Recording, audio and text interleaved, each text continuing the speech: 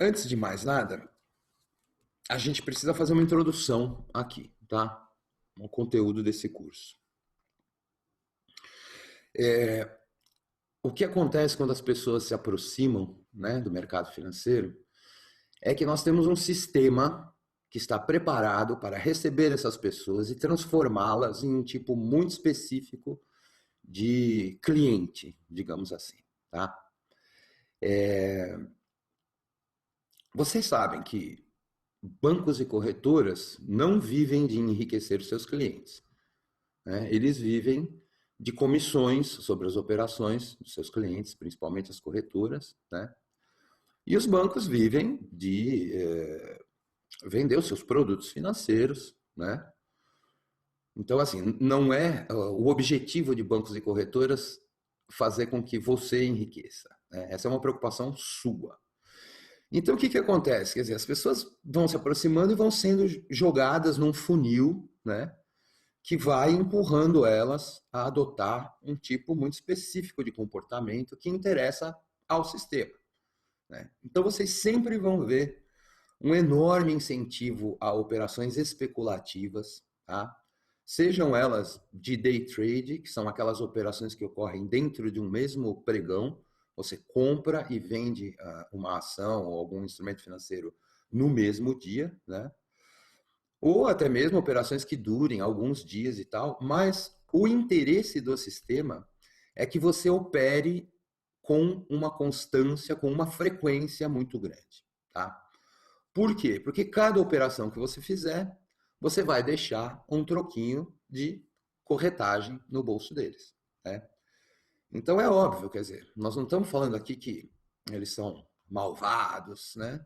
De que eles são capitalistas opressores, né? Esse é o negócio deles. O negócio deles é intermediar a movimentação dos clientes. Então, é óbvio que eles tentem maximizar os seus lucros, né? Então, eles vão oferecer sempre para vocês as oportunidades, né, de ganhar muito em prazos curtos.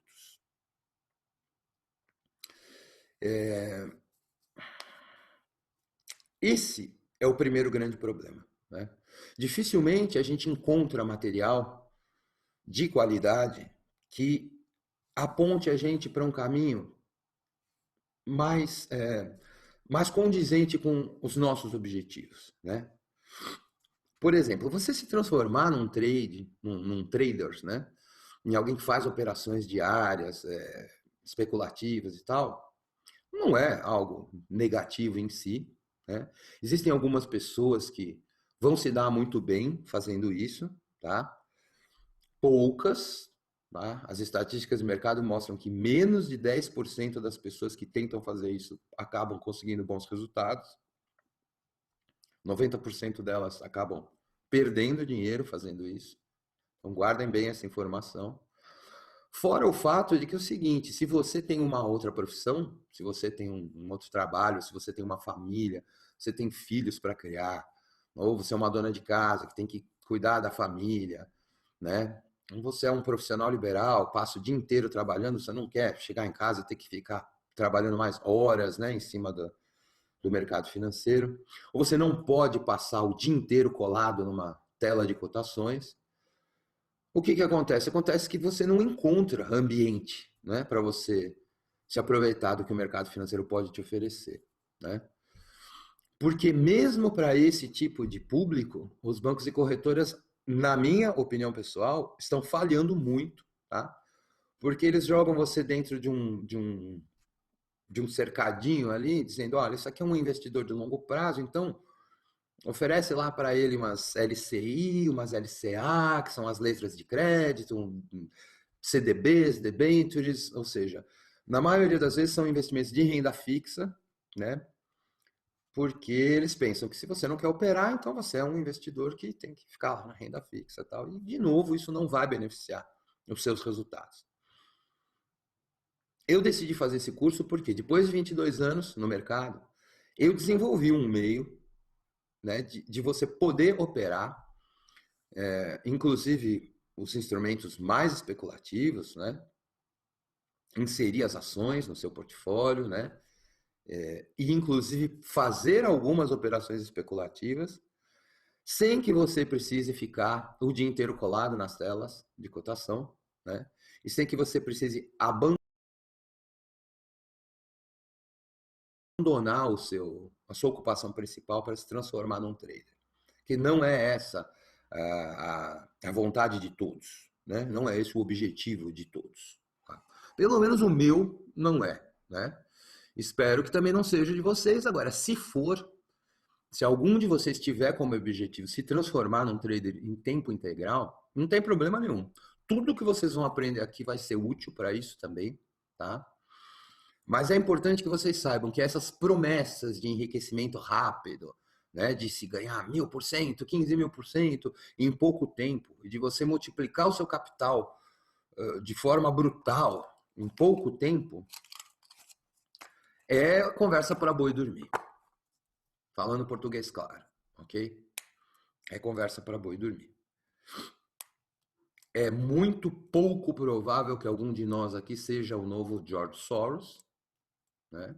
Existem algumas poucas pessoas que têm esse talento. Mas mesmo sobre o talento do Soros, nós vamos falar um pouco mais para frente e vocês vão perceber que tem menos a ver com talento e mais a ver com quem você conhece ali dentro do mercado, ok? O segundo ponto é o seguinte: epistemologia nas ciências humanas, cara. Muito importante a gente entender isso antes de começar o curso. Vocês sabem que as ciências naturais, né?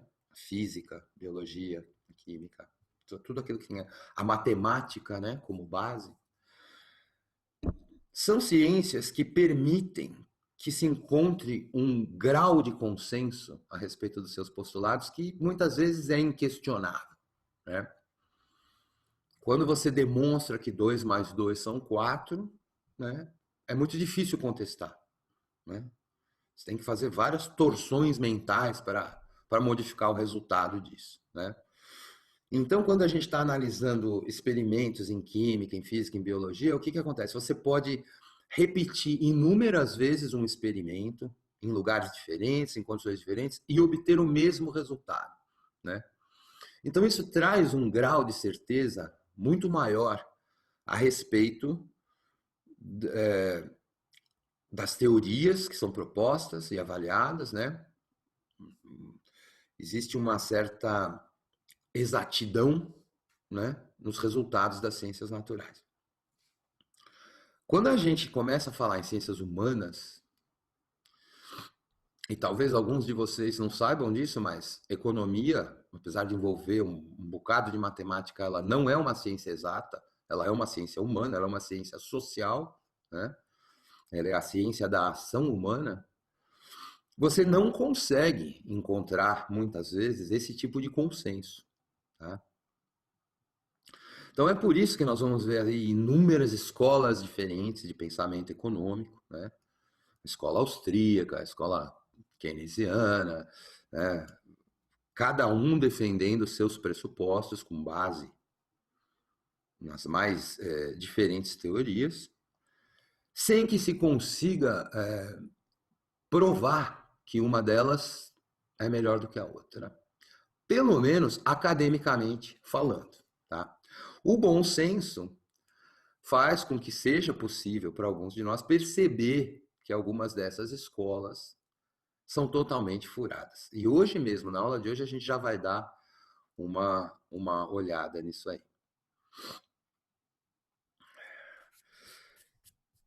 Essa razão, esse fato, né, é a razão por trás das enormes falhas econômicas que a gente vê serem cometidas o tempo todo, né? Então você vê, poxa vida, nós estamos aí no ano 2018 da era de Nosso Senhor Jesus Cristo e parece que os economistas não fazem ainda a menor ideia do que estão falando, de com que estão lidando, né? Porque se realmente a gente tivesse dominado a ciência econômica, a gente não estaria enfrentando as crises que a gente enfrenta toda hora, né? Inflação, recessão, né? Desemprego, tá? Ou seja, existe aí uma clara indicação de que nós não dominamos a ciência econômica, né? E isso vem muito dessa falta de consenso, mas pior, isso vem da falsa crença que muitos economistas têm de que é possível você abordar a ciência econômica como se ela fosse uma ciência exata. Tá? E como é que se faz isso? Quando os economistas começam a teorizar demais os pressupostos econômicos, né? Quando eles começam a tentar matematizar esses pressupostos, é aí que o perigo nasce e cresce e acaba criando as piores crises possíveis. Por quê? Economia é a ciência do comportamento humano, né? O que forma o mercado? O que forma a economia? Bom, eu resolvo comprar alguma coisa, eu vou até o mercado. Lá no mercado tem um monte de gente vendendo coisas, né? Cada uma dessas pessoas que está no mercado está sendo movida por, é, por algo muito pessoal, né? Cada decisão que uma dessas pessoas, cada decisão que cada uma dessas pessoas toma sobre o que vai comprar, quanto quer pagar, né? Sobre quanto vai vender, né? Que desconto vai dar, se quer liquidar o seu estoque no fim do dia porque já vendeu bastante ou não. Ou seja, são tantas decisões de caráter pessoal, tá? Que é simplesmente impossível matematizar esse comportamento, ok? E já é impossível matematizar esse comportamento em uma única pessoa. Agora, vocês imaginam você pegar 7 bilhões de seres humanos que compõem o mercado, né? E querer encontrar uma fórmula matemática que te permita quantificar, medir, né? E até prever qual vai ser o output, qual vai ser o resultado dessa interação absurda entre 7 bilhões de sujeitos, cada um com suas crenças, com seus medos, com suas necessidades, né? Então, assim, é, o resultado do processo econômico não é matematizável, portanto, não é previsível. Tá? E é por isso que nós vamos ver os maiores desastres financeiros e econômicos da história sendo perpetrados pelos maiores especialistas, ok?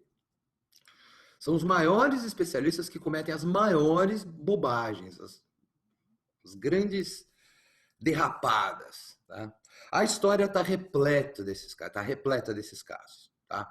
Todas as bolhas financeiras que foram criadas, da bolha das tulipas, passando pela South Sea, a bolha da internet, tá? Tudo isso foi criado em cima da opinião de especialistas. Tá? Eu vou até citar um exemplo que eu vi acontecer, que eu considero um dos mais significativos a respeito, que é o do Long Term Capital Management. Long Term Capital Management foi um fundo criado por um ganhador do Prêmio Nobel de Finanças, Myron Scholes. Tá? Myron Scholes foi um dos caras que criou um modelo de precificação, tá? Chamado Black-Scholes. Quem já está acostumado com o mercado financeiro, quem já mexeu com opções ou já leu alguma coisa, já deve ter ouvido falar do modelo de Black-Scholes. É um modelo muito interessante, um modelo que pretende precificar as opções futuras com base em uma série de fatores, passagem do tempo, expectativa dos agentes, etc. É um modelo matemático complexo que ganhou o prêmio Nobel para o Myron Scholes, tá? E acontece que o Myron Scholes, então, depois resolveu criar um fundo de investimentos que investia principalmente em papéis de títulos das dívidas soberanas. E o fundo ia muito bem, né? Alavancando seu capital, crescendo muito rápido, Até que num determinado momento aconteceu alguma coisa que não estava prevista no seu modelo matemático e o fundo quebrou, e quebrou de uma maneira tão feia, porque assim, havia tanta confiança por parte das pessoas que estavam pilotando aquilo naquele modelo, que eles usaram muita alavancagem, né? Eu vou explicar também para vocês depois com calma o que é alavancagem, né? Mas basicamente é você controlar um volume muito maior de capital usando um pequeno capital. Por exemplo, digamos, eu uso R$ 1.000 de garantia para poder operar R$ 1 milhão, né? O Long Term Capital Management fazia isso com os títulos das dívidas soberanas, e quando aconteceu esse fator imprevisto, o fundo não só quebrou, né, o valor do capital que o fundo administrava não foi só a zero, ele foi para o lado negativo, de forma alavancada. Ou seja, todas as contrapartes que faziam negócios com esse fundo também quebraram, né? O tamanho do prejuízo foi muito maior do que o tamanho do capital que estava sendo manejado. E o fato foi tão grave que, se nessa época o presidente do Federal Reserve, Alan Greenspan, não corresse para convocar uma reunião de emergência com os maiores banqueiros do mundo e dissesse assim: olha, cada um de vocês vai pôr um dinheiro aqui, nós vamos fazer uma vaquinha para cobrir o rombo desse fundo, porque se isso não acontecer, o sistema todo vai vir abaixo. Porque o sistema é uma pirâmide. Isso é algo que eu também vou explicar para vocês ao longo do curso. Então todos os banqueiros puseram a mão no bolso, fizeram uma vaquinha, foram lá, cobriram o rombo do Myron Scholes, e o sistema continuou respirando. Agora vejam, né? Nós estamos falando de um prêmio Nobel, nós estamos falando do cara que inventou um dos melhores modelos de precificação, né? Foi o cara que podia ter colocado o sistema financeiro inteiro abaixo, se não viessem em socorro, né, os donos do sistema financeiro. Tá? Então, por que eu estou falando tudo isso? Estou falando tudo isso porque você não precisa ser um especialista. Você não precisa dominar conceitos complexos para poder investir no mercado financeiro. Pelo contrário, eu acho que no mercado financeiro, como em tudo na vida, vale a regra keep it simple. Mantenha as coisas simples. Tá? O último estágio da sofisticação é a simplicidade, né? Menos é mais, tá? Esse é um outro ponto que mantém as pessoas afastadas do mercado. Elas acham que tudo é muito complicado, que tudo é muito, né? Tem que aprender matemática financeira. Ah, eu não entendo o que está acontecendo. Ótimo. Quando você não entende, é melhor mesmo que você não faça nada. O problema é que é o seguinte: você não precisa entender dessas coisas para saber o que está acontecendo no mercado. Tá? Ao terminar esse curso, você vai saber identificar tudo o que está acontecendo e vai perceber que você não precisou aprender a como precificar as opções através do modelo de Black-Scholes, por exemplo. Ok? Tudo isso eu estou falando, gente, é uma introdução um pouco longa, mas é muito importante na formação de um bom investidor. Tá? Porque a gente tem essa tendência, né? Nós temos essa humildade de pensar assim: bom, eu não entendo direito desse assunto, então deixa eu escutar quem entende, né? Agora, muitas vezes a gente também não sabe quem é que entende. Porque, vejam, o Myron Scholes quase quebrou o sistema. Ele era um cara que supostamente entendia do assunto. Agora, se esse cara quase quebrou o sistema financeiro e ele tinha um Nobel em finanças, você imagina o assessor da sua corretora, o gerente do seu banco, né? Ou aquele parente seu que trabalha no banco e é o entendido sobre finanças. Quer dizer, não existe. Não existe mesmo. Não há como termos confiança nesse tipo de especialista. Repetindo, as maiores tragédias financeiras foram provocadas por especialistas. Tá? Então vamos manter a coisa simples, vamos analisar aquilo que realmente interessa, tá? E vocês vão perceber que vocês não só vão aprender a investir bem, como vocês vão conseguir resultados muito superiores Há muitos desses especialistas, ok? Eu vou passar depois um link para vocês verem uma matéria que demonstra estatisticamente que 85%, gente, 8,5 em cada 10, 85% dos gestores ativos de fundos de investimento, tá? Não conseguem sequer acompanhar o índice, o benchmark que está relacionado ao fundo. O que isso significa, traduzindo em português simples? Ou seja, o cara tem lá um fundo de bolsa, de Ibovespa, por exemplo. Né? É um fundo ativo, ou seja, o objetivo desse fundo é superar o rendimento do Ibovespa. Então, o que ele vai fazer? Ele vai operar, vai comprar, vender, vai ficar buscando oportunidades, vai usar toda a sabedoria e o conhecimento dele para bater o índice. Quer dizer, se a Bovespa subir 50%, ele quer ganhar de 51% para cima.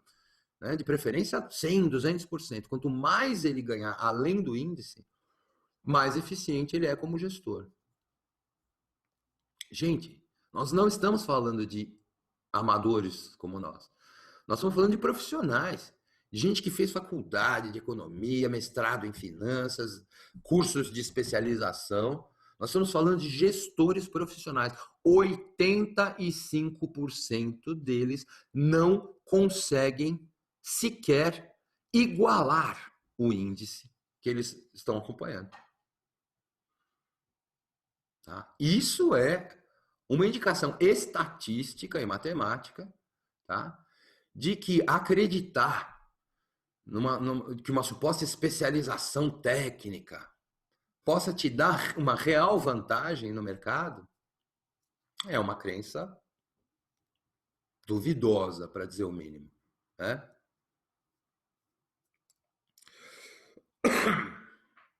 Eu acho que esse foi o grande ponto que fez a diferença na minha carreira. Eu sempre fui uma pessoa que gosta muito de estudar, mas eu não gosto muito de estudar muito a fundo um único assunto.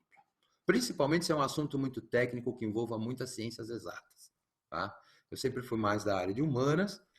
Então, assim, eu sou como aquela pessoa que gosta de estudar um pouquinho de tudo para poder formar uma visão mais ampla de conjunto. Tá? Logo no começo também da minha vida de estudos, eu me lembro de ter lido uma frase, não me lembro agora se foi Pierre Weil, não me lembro quem disse, mas a frase era o seguinte: o especialista é aquele cara que sabe quase tudo sobre quase nada. Né? O que é um especialista? É um cara que pega um ramo, uma fatia muito fininha do conhecimento, então ele escolhe, eu vou estudar economia. Né? E aí ele mergulha fundo naquilo, ele vai conhecer quase tudo sobre aquilo, e mesmo que ele venha a conhecer quase tudo sobre aquilo, ele na verdade conheceu quase tudo sobre quase nada. Por quê? Porque a visão dele está fechada dentro daquele campo de conhecimento. Né? Ele deu as costas a uma das coisas que eu acho mais importantes na busca do conhecimento, que é a interdisciplinaridade. Tá? Como é que aquilo que você aprende numa determinada disciplina está relacionado ao que você aprende em outra. Tá? E como o campo do conhecimento humano é muito vasto para você saber de tudo, você acaba tendo que se contentar ou em virar um especialista sobre algum assunto, ou em adquirir um pouquinho de informação sobre cada campo humano e com isso tentar formar uma visão mais sistêmica, mais holística do conhecimento. Tá? Eu sempre pendi para essa segunda hipótese e eu acho que é isso o que me fez conseguir chegar aqui 22 anos depois, sem ter sido destruído pelo mercado, com uma carreira de sucesso e hoje poder estar aqui tentando passar aquilo que eu aprendi para vocês. Tá? Muito importante que toda essa falação aqui que eu tive até agora entre bem na cabeça, no coração de vocês, porque nós não vamos ficar analisando aqui fórmulas complicadas, teorias complexas a respeito de como o mercado funciona ou deveria funcionar. Nós vamos falar sobre aquilo que empiricamente já foi demonstrado que funciona. Tá?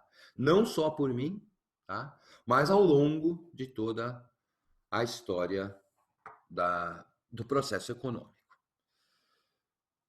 10h30. Ok, já já a gente vai passar para o quadro negro. Só terminando essa introdução aqui, nós vamos começar a ver agora alguns dados teóricos e principalmente filosóficos, tá? Que parecem não ser relacionados ao assunto investimentos, mas são absolutamente necessários para que você, no final do curso, compreenda bem tudo aquilo que vai ser passado. Tá?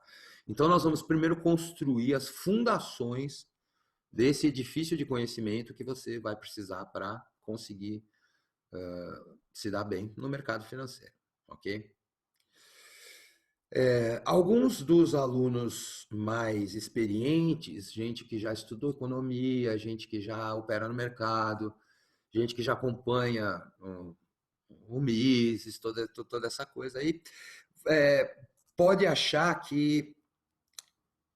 Pode achar não, certamente não vai ver novidade no que vai ser falado em algumas dessas primeiras aulas, mas eu peço paciência, porque aquelas pessoas que estão chegando agora, que ainda não estão familiarizadas com isso, precisam absorver esses conceitos, tá? Para que possam chegar onde a gente chegou e, se Deus quiser, ir além, ok? Então, basicamente é isso. Antes de passar para a parte teórica, então, eu gostaria de saber se alguém tem alguma questão para colocar. Aproveitem e coloquem agora aqui no QIA. E aí eu tento responder antes da gente passar para a segunda parte da aula, ok?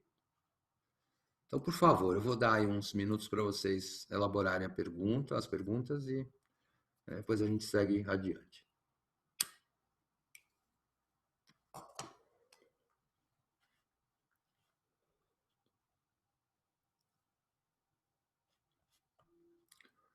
Vinícius Braga Comareto, algum livro sobre história da economia para indicação?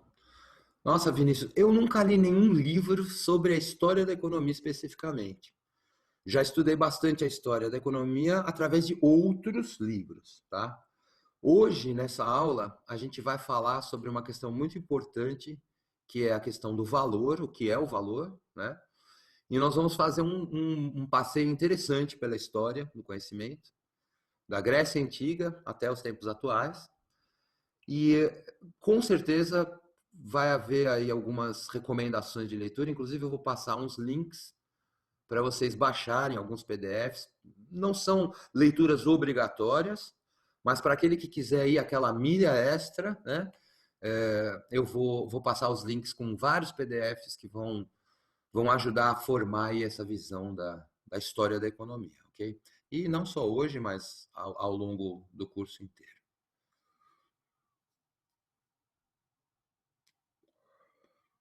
Itamar, bem-vindo, chegou atrasado. Se tiver qualquer dúvida aí, você, por favor, pergunta para o Pedro pelo chat, tá? Mas alguém tem alguma pergunta?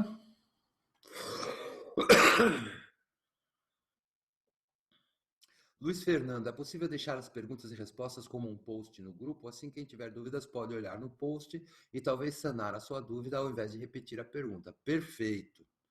Essa é a intenção do grupo no Facebook, ok?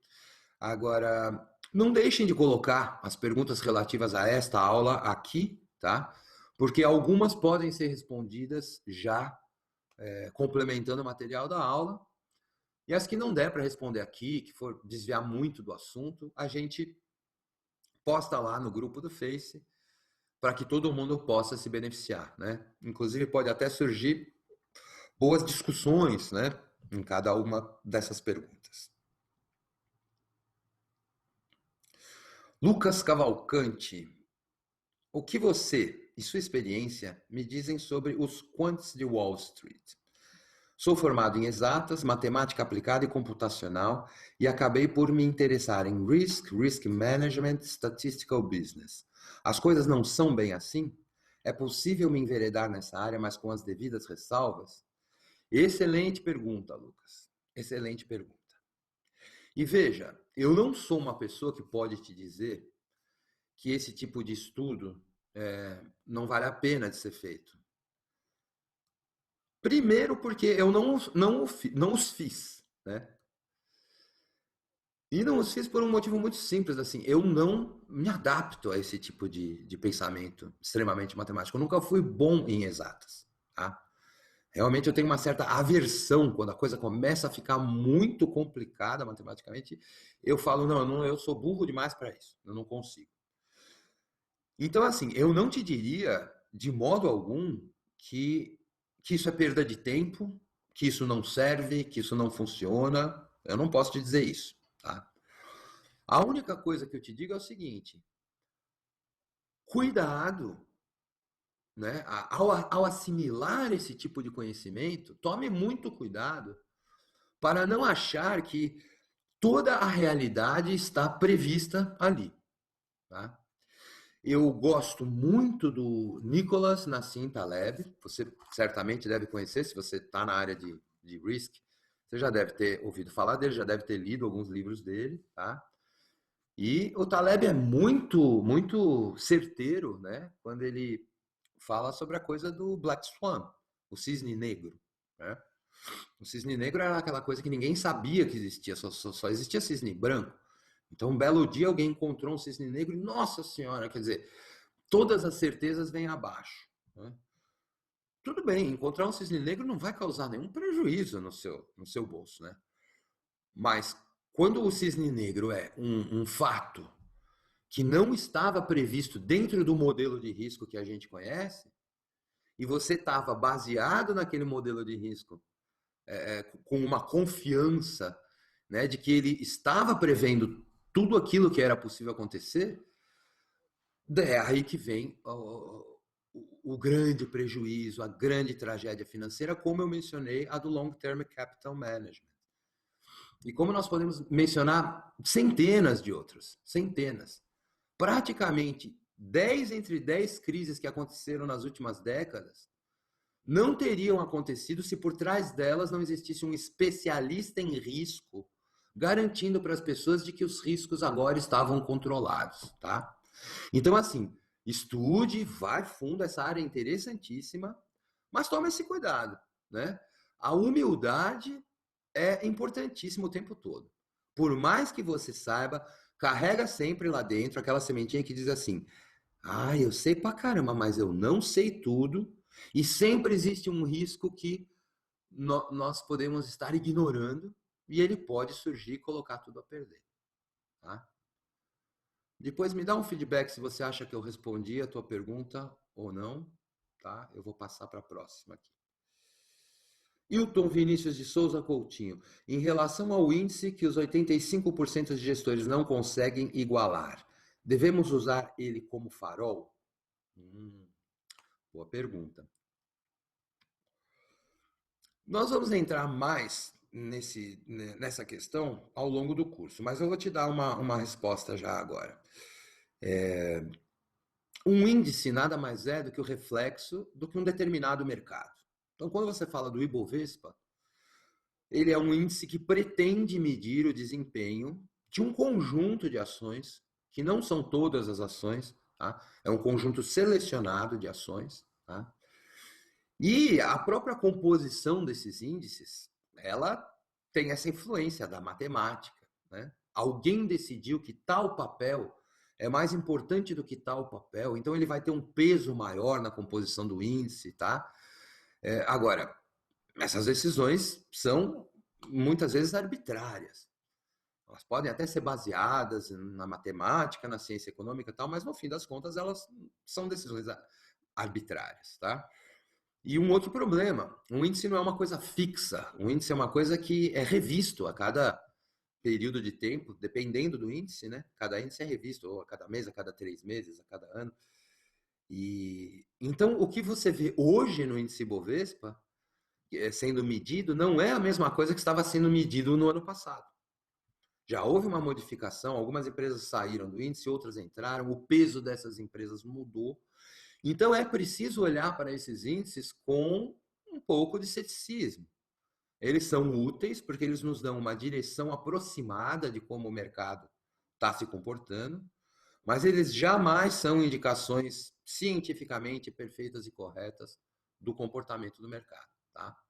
Por isso, ao longo desse curso, uma das coisas que eu vou insistir bastante com vocês, apesar de eu não ser um relativista, né, é que quando nós estamos lidando com matemática aplicada para o mercado, nós temos que ser bem relativistas. Nós temos que olhar tudo como uma relação entre duas coisas diferentes, né? O índice é medido em pontos, esses pontos equivalem a uma determinada moeda, né? Você olhar o Ibovespa nominal, você está vendo ele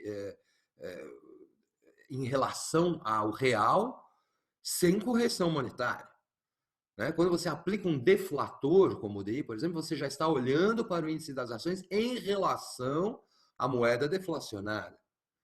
Quando um americano olha para o índice Bovespa, cotado em dólar, ele já está vendo um outro índice.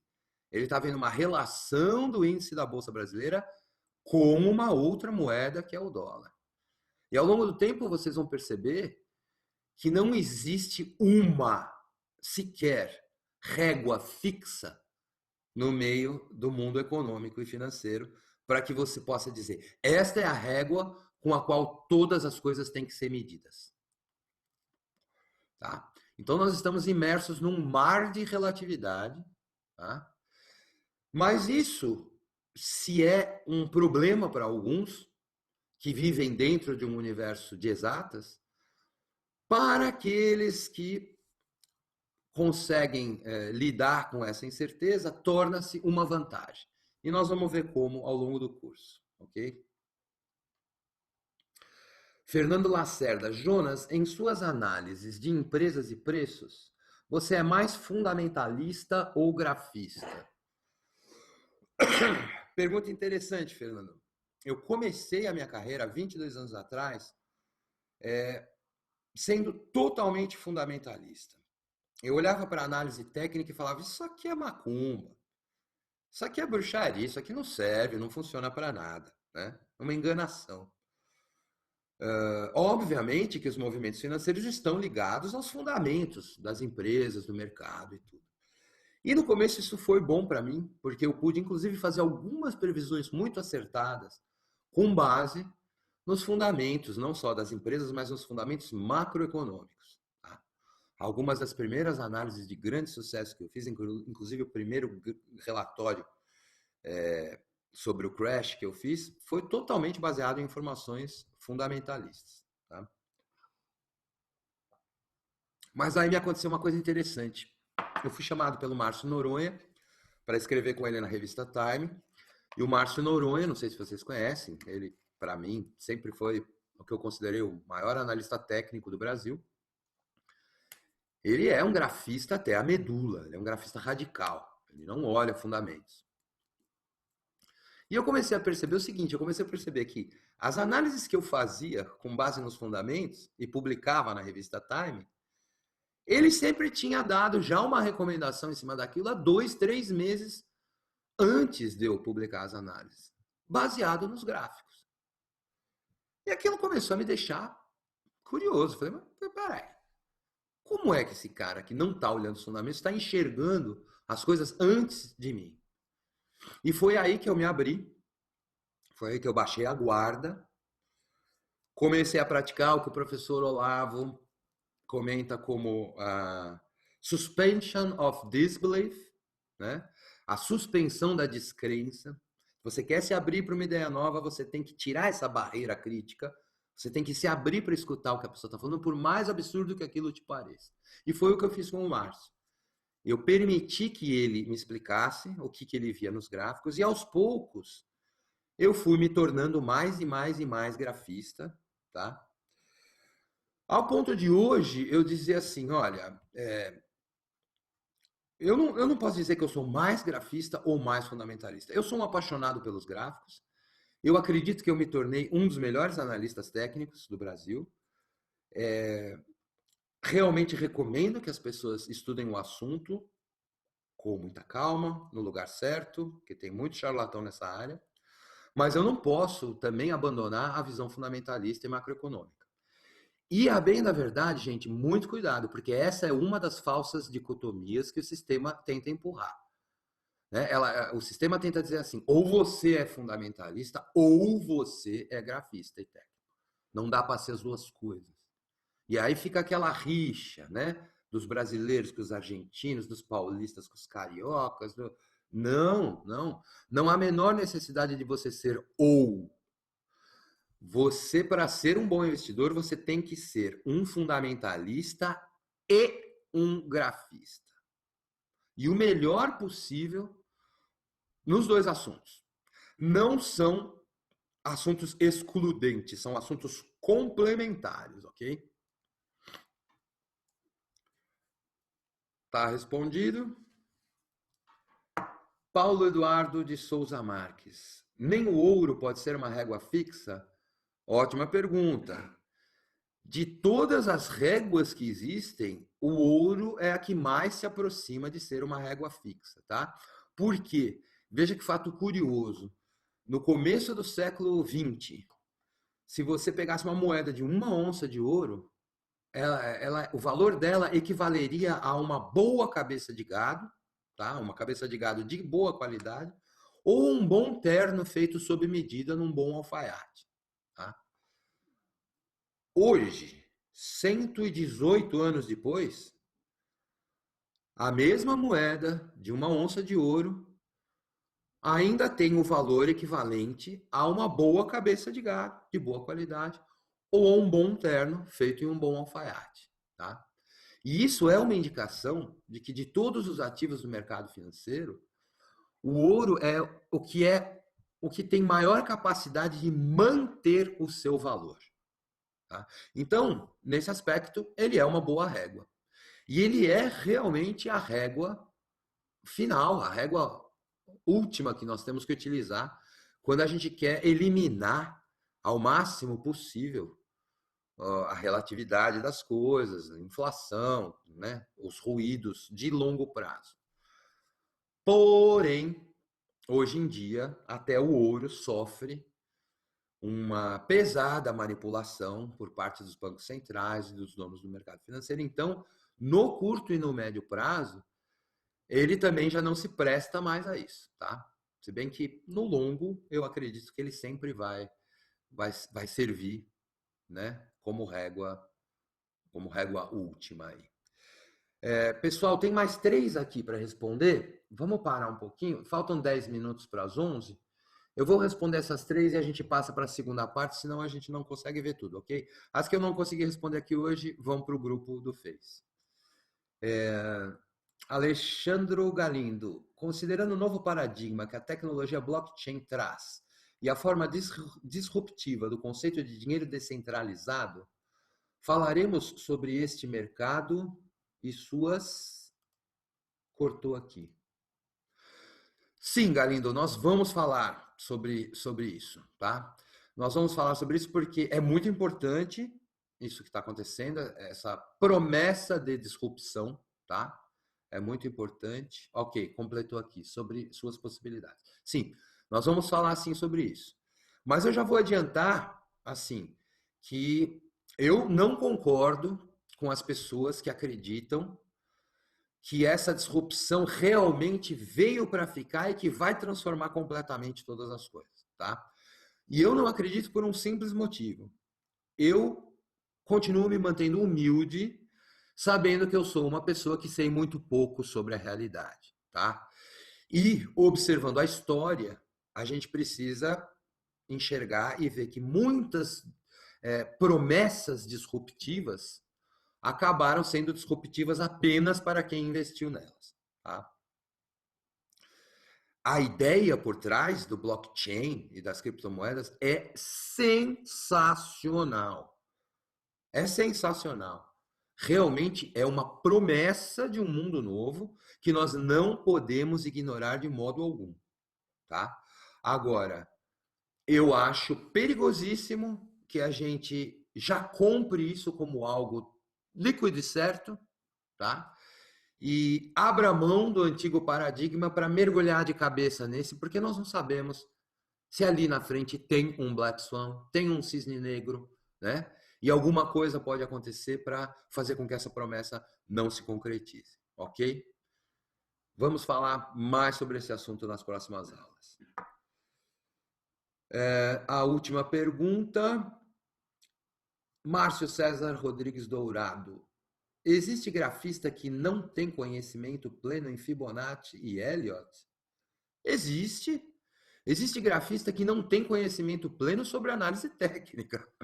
Tá? Infelizmente, assim, pela análise técnica ser essa coisa tão,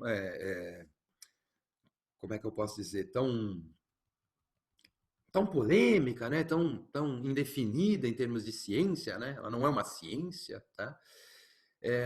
Qualquer um pode se dizer um grafista. O cara vai lá, compra um programa de gráfico, rabisca meia dúzia de linha e não, eu sou um analista técnico. A análise técnica está dizendo que blá, blá, blá, blá, blá, blá, blá. E não tem ninguém ali fiscalizando, dizendo, não, você não é analista técnico, isso que você está fazendo não é análise técnica, tá? Inclusive, pessoas 90% do que eu vi na minha vida sendo chamado de análise técnica não merece esse nome, tá? Não merece esse nome. A análise técnica é uma coisa séria e quando feita com o devido critério e com o devido conhecimento do que ela é capaz ou não de oferecer, ela é uma das artes mais maravilhosas que já foram inventadas pelo ser humano. Arte. Análise técnica é arte, não é ciência, ok? Sobre Fibonacci e Elliott, sim, Fibonacci, por exemplo, é uma coisa que é muito falada, mas é muito mal usada. A maioria das pessoas fica ali esperando comportamentos preditivos da análise técnica, é uma coisa que é questionável, tá? E Elliott, então, puxa, pelo amor de Deus, olha, eu abandonei o Elliott porque eu não consigo entender o que aquele cara queria, tá? Óbvio que eu entendo a questão das ondas, tal, primeira onda, terceira, quinta, tal.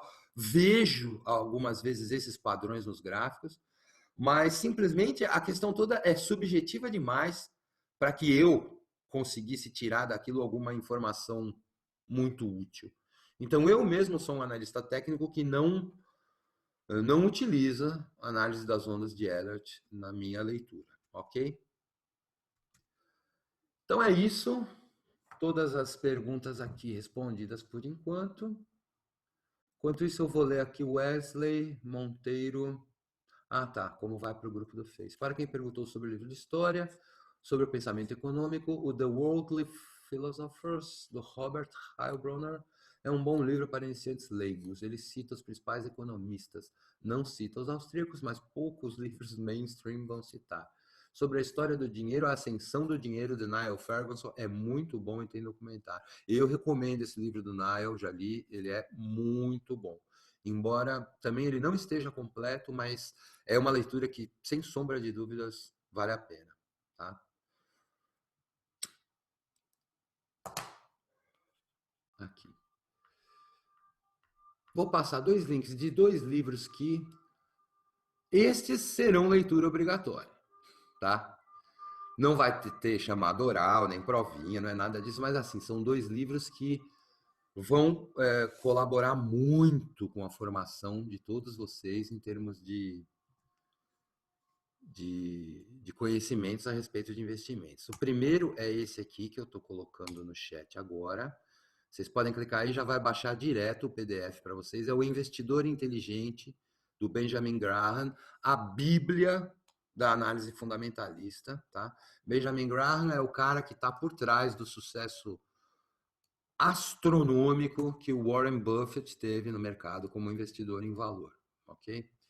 E este outro livro que eu estou colocando aqui, Reminiscências de um Especulador Financeiro, que conta a história do Jesse Livermore, que era o oposto. Era o cara que só estava ali para especular mesmo, era o grande jogador, né? O trader. Ele também conta a história desse cara que foi talvez o maior trader de todos os tempos. E vocês vão ver também tudo que está envolvido. Ele tem muita coisa importante para aprender nesse livro de como funciona o mercado por trás, né, dos panos, né? Vamos lá, passar para a segunda parte. Ok, então vamos lá. Nossa pergunta fundamental aqui nessa primeira aula, vamos lá, é o que é valor? Se a gente não entender o que é valor, nós nunca vamos poder nos tornar bons investidores, né? Porque o que um investidor está buscando é valor, tá?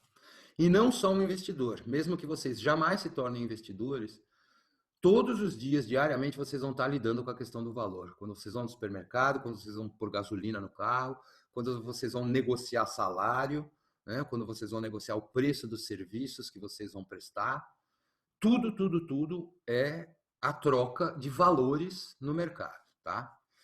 Por isso que a bolsa se chama Bolsa de Valores, tá? É o lugar onde se negociam os valores. Só que existe uma confusão muito grande entre o que é valor, né? O que é valor, o que é preço, o que é que define o valor, tá? Então vamos acabar hoje, de uma vez por todas, com essa confusão, tá? Vamos fazer uma pequena viagem aqui ao longo da história do pensamento econômico sobre o que é valor. Então, nós vamos começar no século IV a.C., na Grécia Antiga. Tá? Apesar de muitas pessoas acharem hoje em dia que o pensamento econômico começou com Adam Smith, no século XVIII, isso é uma ideia totalmente equivocada. Tá?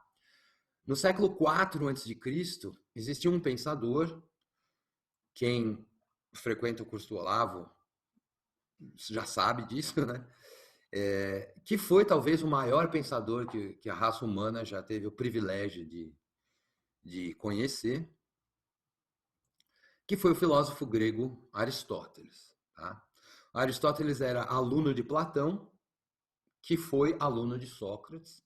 Tá? Eles são os três grandes nomes da filosofia. Né? O professor Olavo costuma dizer que quem estudar Platão, Sócrates, Platão e Aristóteles já estudou 95% de toda a filosofia. E que tudo que se fez no século seguinte são apenas comentários à obra desses três homens. E Aristóteles foi um dos três grandes, né? Porque, assim, basicamente, tudo que a gente conhece hoje sobre ciência nasce em cima dos alicerces que ele definiu, né? Foi ele quem jogou a pedra base de todo o conhecimento científico que veio depois dele, tá? E já naquela época o Aristóteles discutia algumas questões econômicas.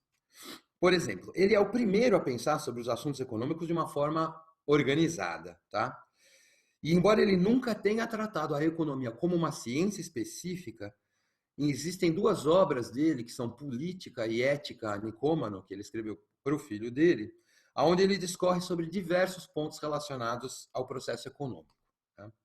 Existe também uma outra obra chamada Oikonomia, que é economia em grego, que é atribuída a ele. Mas existe uma dúvida histórica sobre se ele é o verdadeiro autor ou se foi um dos alunos dele que escreveu essa obra. De todo modo, não importa, mesmo que foi um aluno dele, foi sob influência dele, tá? Então, a gente deve a Aristóteles o princípio da discussão sobre as questões econômicas.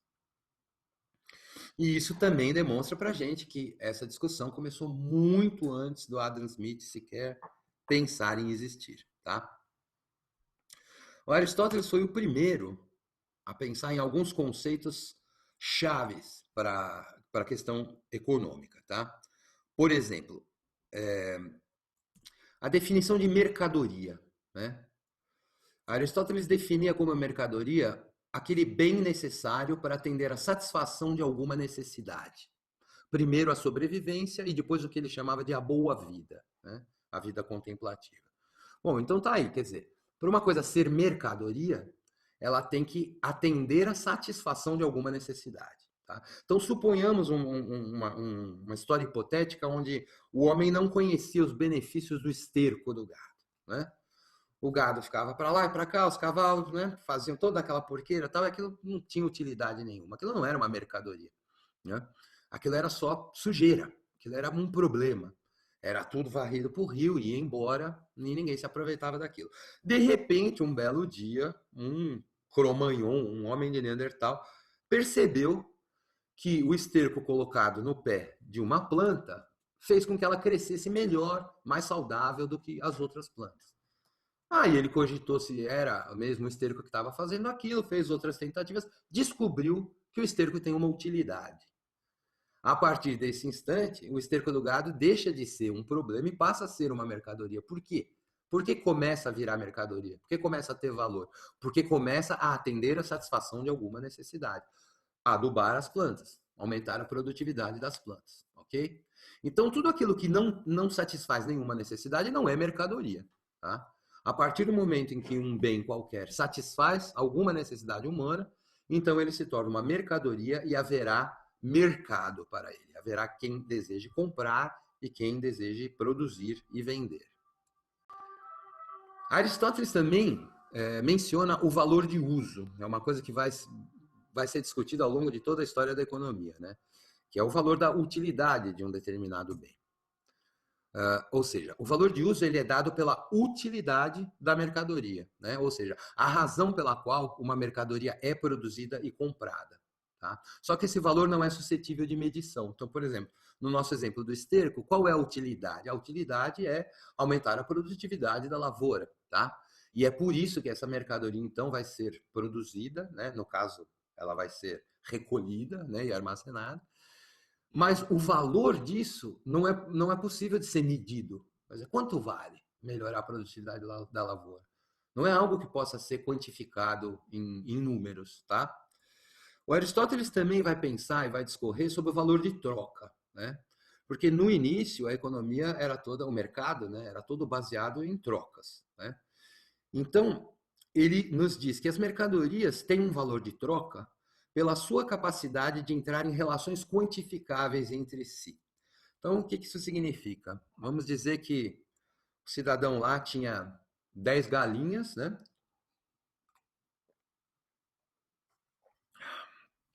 O vizinho dele tinha um boi, uma vaca, de que ele tirava leite, e aquelas galinhas punham lá 10 ovos por dia. Só que o cara tinha muitos ovos, não tinha leite, o outro produzia leite, não tinha ovos, então, olha, você não quer pegar aqui meus ovos e você me dá um pouco de leite todo dia? Tá? Então, as mercadorias têm valor de troca, tá? Uma pode ser trocada por outra porque em ambas é percebido o valor, tá? E isso é o que significa o valor de troca das mercadorias, tá? Também difícil de ser medido, tá?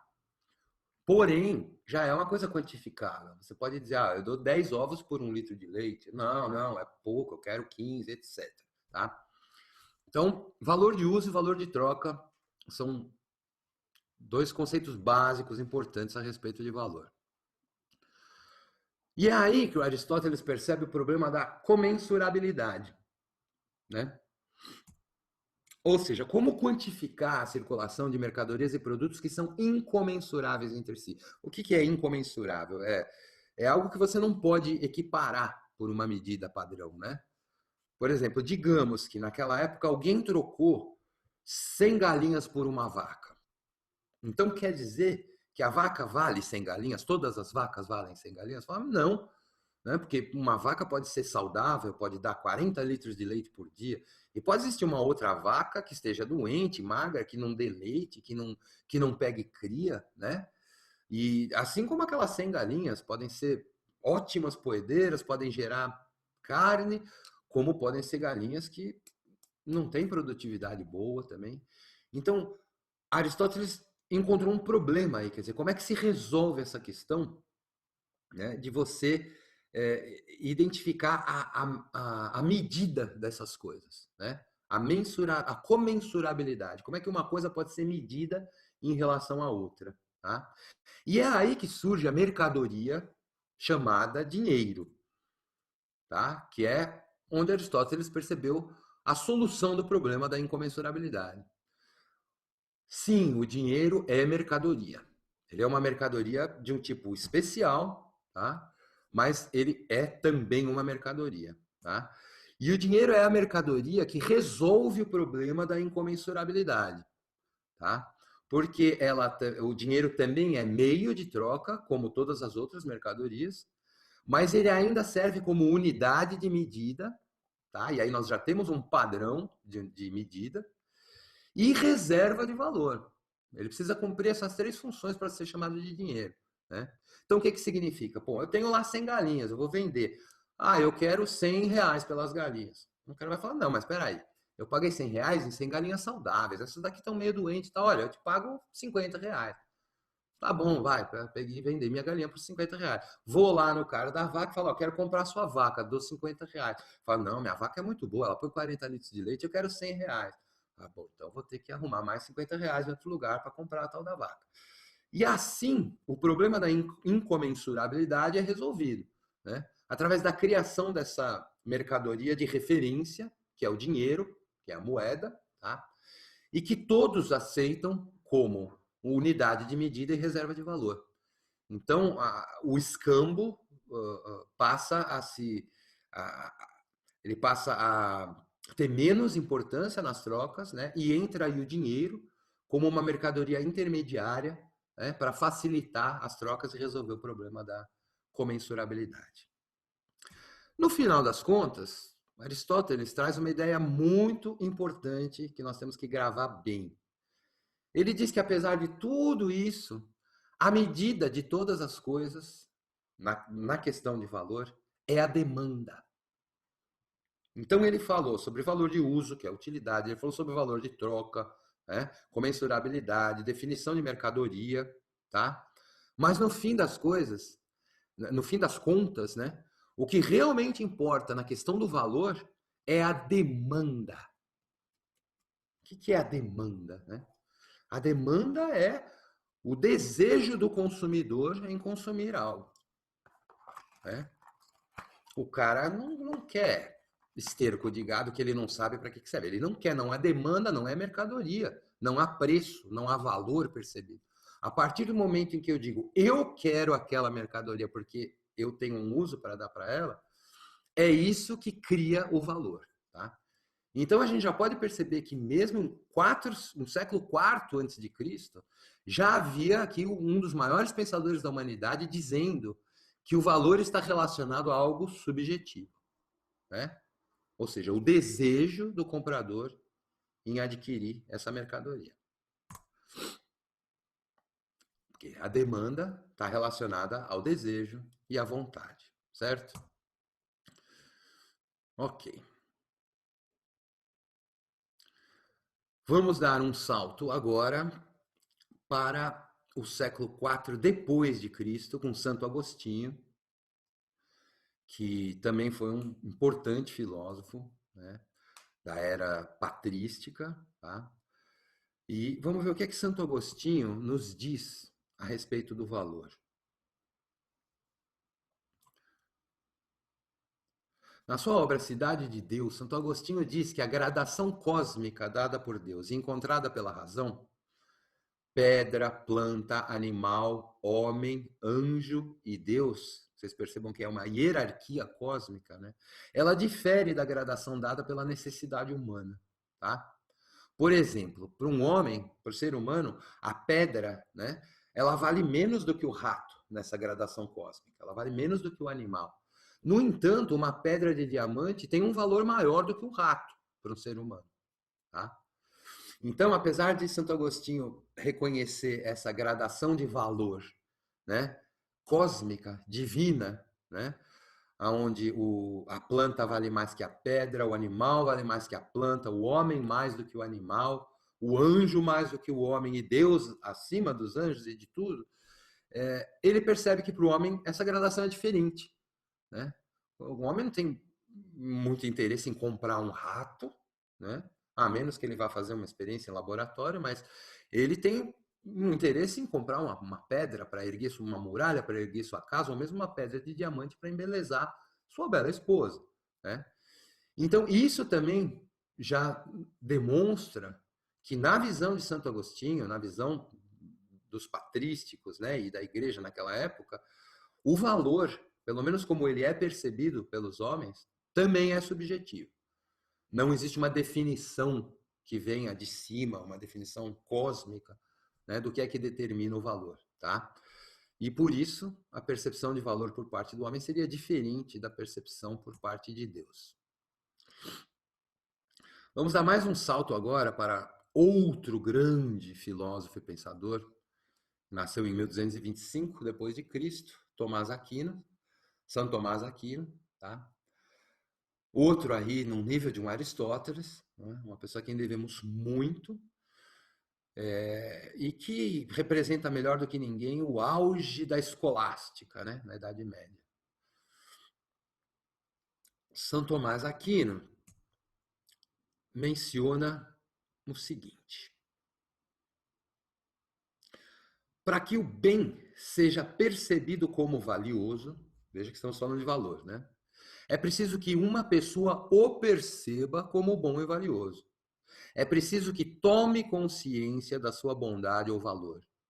Nenhum dos entes da natureza é capaz de perceber esse valor, a não ser o homem. Só o homem, que é inteligente e livre, só para o homem o valor pode ser percebido ou não. Ou seja, a primeira condição de que um bem precisa ter para que se constitua em algo valioso é que ele seja percebido como tal. E aí ele dá um exemplo, por exemplo, a saúde para um homem doente é vista como algo muito valioso, mas para o homem são, talvez ela não pareça desse modo.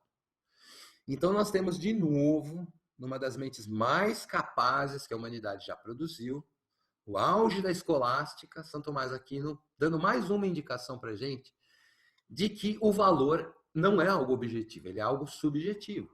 Ele depende da percepção da pessoa, certo? Para que um bem seja percebido como valioso, é preciso que uma pessoa o perceba como tal, né? É preciso que essa pessoa tenha consciência do seu valor, né? E nenhum dos entes da natureza seria capaz disso a não ser o homem, tá? Só o homem, por ter inteligência e liberdade, é que ele pode perceber ou não esses valores, né? Então, olha só, a primeira condição que um bem ou mercadoria precisa ter para que se constitua em algo valioso, ou seja, em algo que tenha valor, né, é que ele seja percebido como algo valioso, tá? Ou seja, mais uma vez, uma indicação da subjetividade do valor.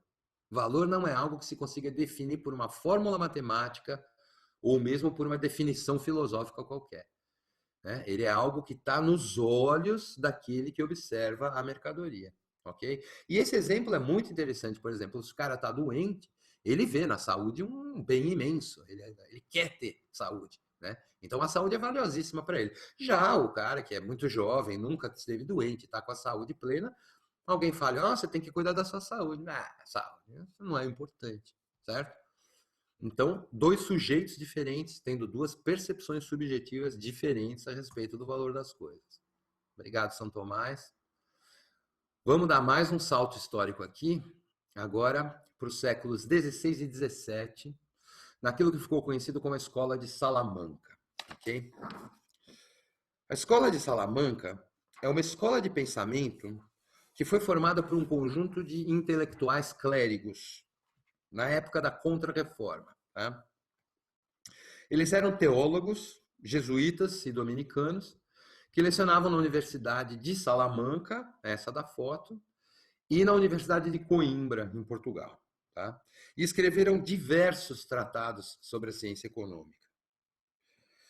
Essa escola, chamada de escola por ser uma escola de pensamento, né, não um lugar físico, ela nasce em meio à grande inflação espanhola e tenta interpretar esses acontecimentos à luz do conhecimento legado por São Tomás e Aristóteles. Tá? O que acabou representando nessa época um renascimento do tomismo, tá? que era a época de ouro da escolástica, com São Tomás de Aquino. Nesse momento, por causa da reforma protestante e tudo, o tomismo estava muito enfraquecido. Tá? E é o trabalho da Escola de Salamanca que acaba retomando isso, né? E é por isso mesmo que os estudiosos da Escola de Salamanca também ficaram conhecidos como os escolásticos tardios, tá? Ou seja, aqueles que trabalharam em cima dos pressupostos da escolástica, né, de São Tomás de Aquino, só que já numa fase posterior, onde a escolástica já estava em decadência, né? E uma das bases do pensamento da escola de Salamanca é a primazia da subjetividade do valor. Tá? Então vamos dar uma olhada em alguns dos pensadores, rapidamente. Nós tivemos Martim de Azpilicueta, tá? Que elaborou a teoria da preferência temporal e também a teoria quantitativa da moeda, já naquela época. E criticou pesadamente o sistema de reservas fracionárias. Nós vamos voltar muito a esse assunto em aulas futuras, tá? Mas vocês já vão vendo que maravilha, esse pessoal já naquela época já criticava algo que no futuro viria a se tornar um dos maiores problemas da humanidade, o sistema de reservas fracionárias. Eu vou explicar para vocês direitinho o que é e como funciona isso. Nós tivemos também o Juan de Mariana, que estudou a inflação e seus efeitos, e era um feroz crítico das medidas estatais de combate à inflação, como, por exemplo, congelamento, tabelamento de preços, etc. E o nosso governo, na época do Sarney, não leu Juan de Mariana, né? Luiz de Molina evidenciou que os depósitos bancários também faziam parte da oferta monetária, o que evidenciaria a fraude do sistema de reservas. Vamos falar mais sobre isso mais tarde. Estou só aqui dando um panorama para vocês de quem foram os intelectuais da escola de Salamanca. Tá? Juan de Lugo dizia que existem tantos fatores no mercado influenciando os preços que determinar o preço justo seria uma tarefa quase divina. Vocês lembram do que eu falei no começo? Que o mercado é formado por bilhões de seres humanos, cada um agindo de acordo com as suas motivações pessoais, que são impossíveis de serem matematizadas. Tá? Então, Juan de Lugo, no século XVI e XVII, já dizia, olha, são tantos os fatores que influem na formação do preço, que tentar determinar o que é preço justo é uma tarefa quase divina. Né? Eu tiraria o quase. Eu acho que é uma tarefa divina. Né? Nenhum ser humano, nenhum conjunto de seres humanos pode se arrogar a capacidade de definir o que é o preço justo, porque tem tantos fatores aí completamente impossíveis de serem matematizados nessa equação. Né? E, no entanto, até hoje nós temos aí muitos economistas extremamente arrogantes, achando que sabem definir melhor do que a própria natureza qual é o preço justo de uma mercadoria. Né? Vamos falar mais sobre isso mais tarde. Terminamos aqui com Domingo de Soto, que defendia que o valor subjetivo é o principal, mas não o único. Para Domingo, os custos também ajudariam a determinar o valor. Tá? Então, vocês vejam, o Domingo de Soto defendia uma certa subjetividade na formação do valor, porém ele dizia que não era só isso que definia o valor, mas também o custo de produção daquela mercadoria. E aí a gente tem uma divisão dentro da escola de Salamanca. Tá? Olha que biblioteca magnífica. Um dia eu vou conhecer essa universidade. Diego de Covarrubias e Luis Saravia de la Calle eram, entre os intelectuais da escola de Salamanca, aquilo que a gente chama de subjetivistas radicais. Tá? Para eles, o único fator determinante do valor é a subjetividade, ou seja, a demanda, a estima. Tá? Saravia de la Calle argumenta, inclusive, né, em contraposição ao Domingo, ele argumenta que se os custos determinam o valor, nenhum produtor jamais teria prejuízos, né, pois o valor da mercadoria sempre estaria acima dos custos. Né? Faz sentido. É um argumento praticamente irrefutável. Se existe gente que produz coisas e depois acaba tendo prejuízo porque não há demanda, né, então, na verdade, os custos não estão interferindo na formação do valor, na percepção do valor, certo? Muito curioso é que esse pessoal aqui da escola de Salamanca hoje está sendo chamado de proto-austríacos, como se eles fossem um projeto do que no futuro seria a escola austríaca, né? Na verdade, assim, eu sou um pouco mais... eu acho que a gente deve prestar o devido respeito aos homens do passado. Tá? Eu acho que somos nós austríacos hoje que somos pós-Salamanca, né? Porque, poxa, esse pessoal, nessa época, né, uma economia completamente diferente da nossa, já perceber tudo isso, que é algo que a escola austríaca depois, né, vai defender, e sem muito sucesso, né, também, Na verdade, acredito que nós, austríacos, devemos mais respeito à escola de Salamanca e a São Tomás Aquino, Santo Agostinho e Aristóteles do que eles a nós, certo? Mas esse é um outro assunto, sigamos.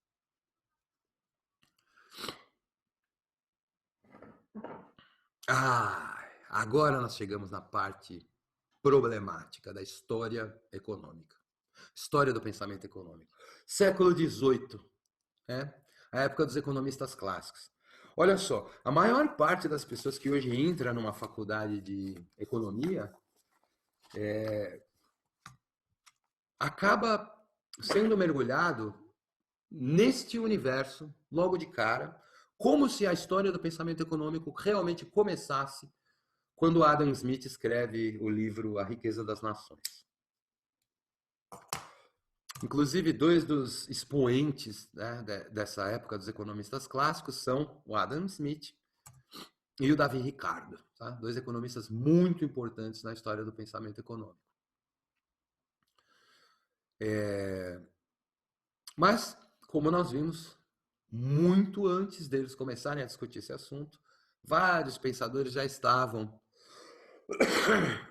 discutindo, né, e pensando sobre os problemas econômicos. O pensamento dominante nessa época, a teoria de valor dominante nessa época, era a teoria do valor-trabalho. Uma teoria que vai dar um trabalho, e dá trabalho até hoje. Segundo essa teoria, essa teoria defende a ideia de que o valor econômico de uma mercadoria é determinado pela quantidade média de trabalho que é necessária para produzi-la. Ok? Então, depois de todo esse tempo com as pessoas falando sobre a subjetividade do valor, então aparece essa turma e começa a falar, não, peraí, o valor, ele não é algo tão subjetivo assim, ele é muito objetivo. A quantidade de horas trabalhadas, né, determina quanto vale uma mercadoria. Tá? Será? Vamos pensar um pouco mais sobre isso. Um dos exemplos que eles davam para defender essa teoria era o exemplo da água e do diamante. Tá? Então eles diziam, olha, a água é um bem que não dá trabalho de conseguir, é muito fácil de conseguir, por isso o valor dela é baixo. Né? Já um diamante, ele precisa ser garimpado, né? Precisa ser lapidado, tal. Ele dá muito trabalho. Então é por isso que ele vale muito mais do que a água. Tá? Essa era um dos argumentos a favor da teoria do valor-trabalho. Segundo essa teoria também, por exemplo, se eu fosse um sapateiro que gastasse meia hora, né, para fazer um par de sapato, e você fosse um costureiro que gastasse uma hora para produzir um casaco, isso a grosso modo significaria que o seu casaco, que demorou uma hora para ser produzido, equivaleria a 2 pares do meu sapato. Porque cada um levou meia hora para ser produzido. Então, uma hora de trabalho é igual a uma hora de trabalho. Então, segundo eles, era assim que o valor das mercadorias era definido, ok? De acordo com a quantidade de trabalho. Nós vamos voltar a esses exemplos um pouco mais tarde para tentar contra-argumentar.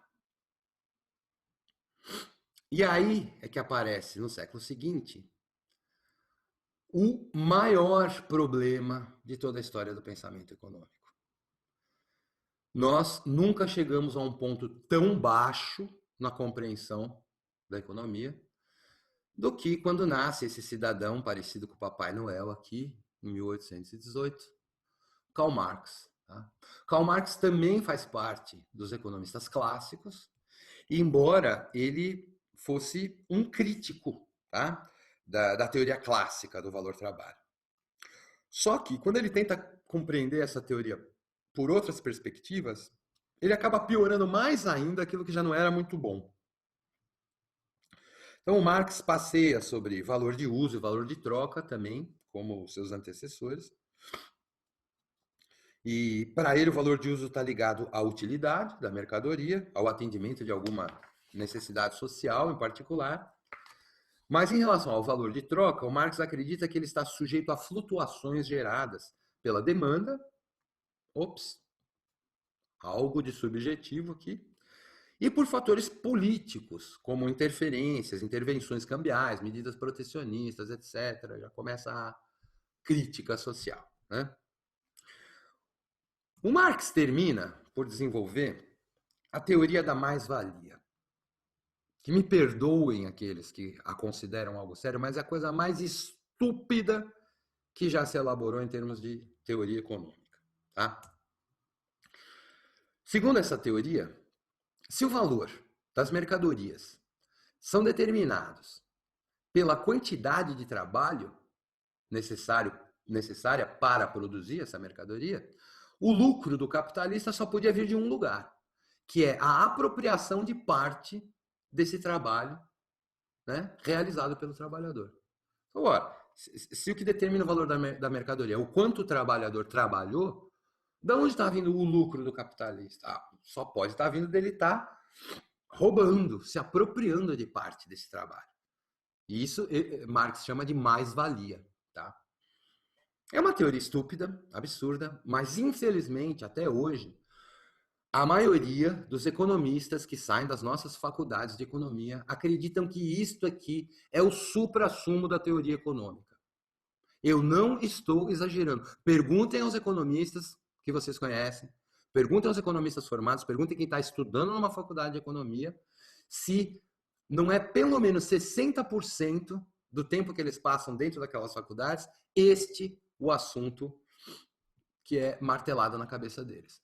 E curiosamente, gente, isto aqui, na minha opinião, e acho que também na opinião de Aristóteles, Santo Agostinho, São Tomás de Aquino, do pessoal de Salamanca e dos austríacos, é o ponto mais baixo da teoria do valor.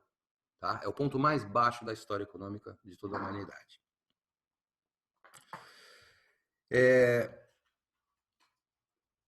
Curiosamente, as teorias do Marx elas foram prontamente refutadas. Na mesma época em que ele escreveu O Capital, né, a Revolução Marginalista já veio logo em seguida, né, e os austríacos refutaram completamente as teorias do Marx. E, no entanto, apesar dessas refutações e apesar de tudo que nós tínhamos já de conhecimento econômico anterior, esse sem vergonha influenciou de tal maneira o pensamento econômico que até hoje a gente paga um alto preço por isso. Tá? E a gente não paga só um alto preço econômico por isso, através de fome, miséria, né? Muitos ditadores e muitos pensadores totalitários, né, se aproveitaram dessa teoria para criar em cima dela modelos centralizados, né, de controle, não só das economias, mas de toda a vida das populações. E, infelizmente, isso trouxe para a gente, no século XX, o maior nível de morticínio já visto em toda a face da Terra pelas mãos do Estado. Tá? Nunca, em toda a história da humanidade, o Estado matou tantas pessoas inocentes, a maioria nos seus próprios países, tá? Por causa de tomar como base essa teoria. Não podemos nos esquecer disso e não podemos nos esquecer de que até hoje tem muita gente acreditando nisso e isso está completamente errado.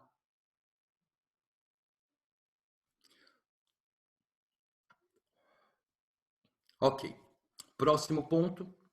Chegamos então no século XIX, que é a época dos economistas neoclássicos. Dá uma olhadinha no horário aqui, 11h30, tá no ritmo bom. Ok, os economistas neoclássicos desenvolvem a Revolução Marginalista, tá? Essa é a época que ficou conhecida como a época da Revolução Marginalista, que tem base na teoria da utilidade marginal, ok? O que diz essa teoria?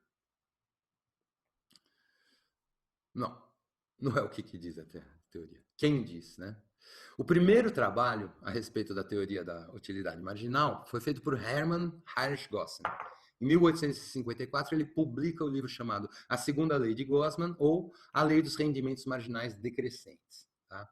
Isso foi logo depois, ou praticamente na mesma época em que Karl Marx lançava o Capital. Tá?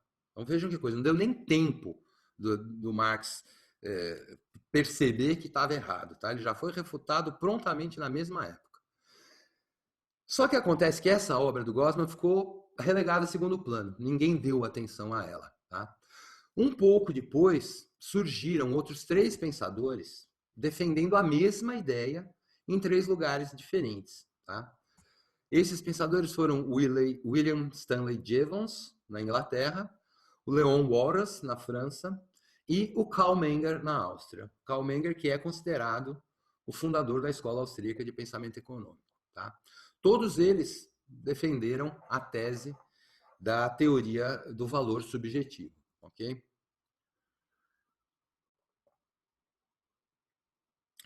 Então, o que dizia a teoria do valor da utilidade marginal? O valor da utilidade marginal é o valor para o consumidor que é representado por uma unidade adicional de uma mercadoria, tá?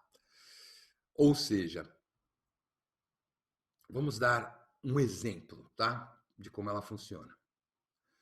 Suponhamos que eu encontre você com dinheiro no bolso, mas morrendo de fome, sem ter nada para comer, você está quase morto de fome. E aí eu coloco uma fatia de pão na sua frente. Falo, olha, tenho aqui uma fatia de pão para você matar a sua fome. Qual é o valor que você vai dar para essa fatia de pão? É um valor tremendo. Essa fatia de pão pode salvar a sua vida, ela pode ser a diferença entre a vida e a morte. Então o valor subjetivo que você dá para ela é enorme.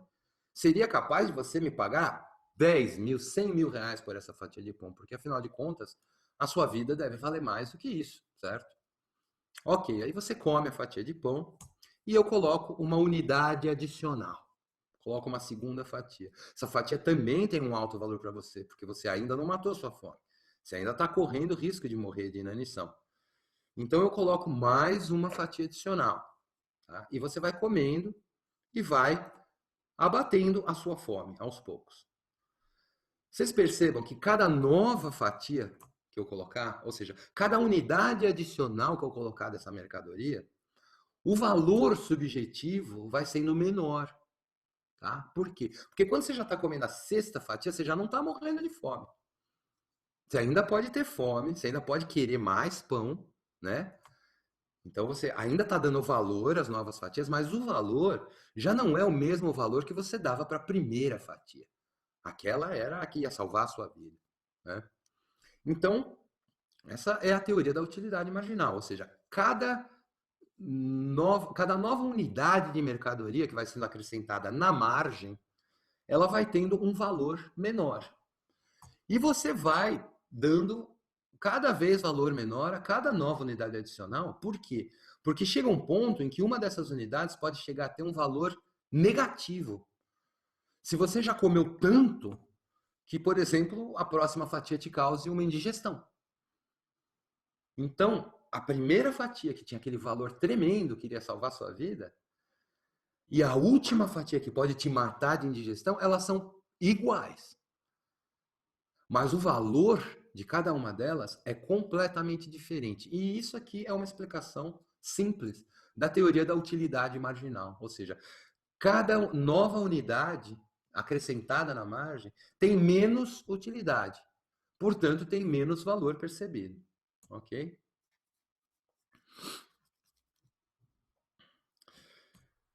Então, a teoria do valor subjetivo diz que o valor de uma mercadoria não está em si mesma, nem na sua utilidade e nem na quantidade de trabalho que foi gasta para produzi-la.